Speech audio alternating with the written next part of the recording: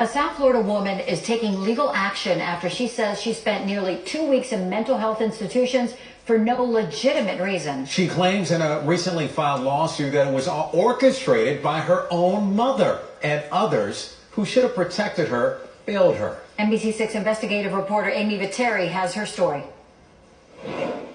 So legally, I can go home. No, you cannot. Why? Because you're being Baker active. Body camera video shows the moments Broward deputies encouraged Hadley Hadley to get into this pickup truck with people she says she didn't know. I can ride with you. You guys take me? You're going to be in handcuffs, so dog's not going to be able to climb? No, I'm going to be in handcuffs. Okay. Damore says they took her to a hospital for a mental health evaluation after this doctor signed paperwork saying she was a risk to herself. What he told me was, we received a call from your family that you tried to OD the night before. A doctor she says she'd never met before.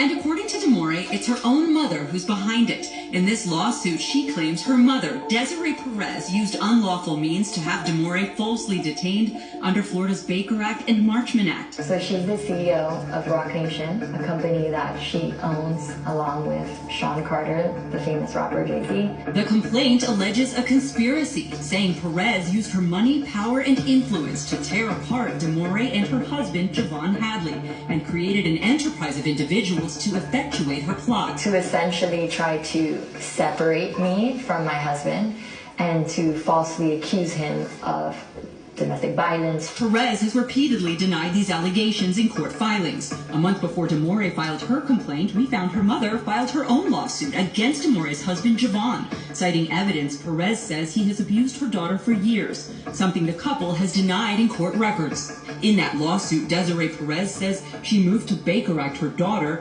fearing she was at risk of suicide and abusing prescription drugs. I haven't seen anything in my entire 20 years of practicing law that it is so clear that someone did something wrong. Attorney Hilton Napoleon is representing Damore in the lawsuit, which claims Perez harassed the couple for years, including making unfounded claims to get Javon arrested on multiple occasions for battery and domestic violence, charges prosecutors did not pursue. The state attorney's office wrote a 11-page scathing closeout memoranda, which basically said that her mother made false allegations to the police. In this closeout memo, a prosecutor with the Miami-Dade State Attorney's Office cites Damore's lack of cooperation and raises concerns about some of the evidence and how it was obtained. The prosecutor also wrote Damore was wrongfully Baker Acted last year, something her mother's attorney disputes in this letter challenging many of the memo's other conclusions. I have 3 different collateral sources of information that say that she's been acting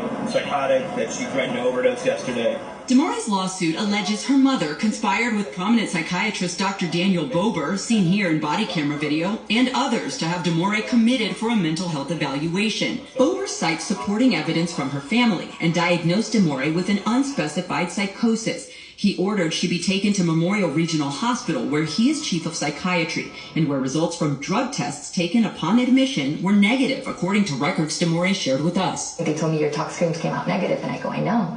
I don't do drugs. In a statement, Dr. Bober's attorney said Damore was placed under the Baker Act for 38 hours due to the potential risk of imminent harm she posed to herself, adding failing to take appropriate action would have been a breach of Dr. Bober's ethical and professional obligations. While Damore was at Memorial, her mother further petitioned to have her transported to a different facility under Florida's Marchman Act, claiming again in court records that Damore suffered from severe drug abuse. A judge granted that petition. They ran the test. They knew that she had no drugs in her system and she was not abusing drugs. And the fact that you can't do anything about it is scary.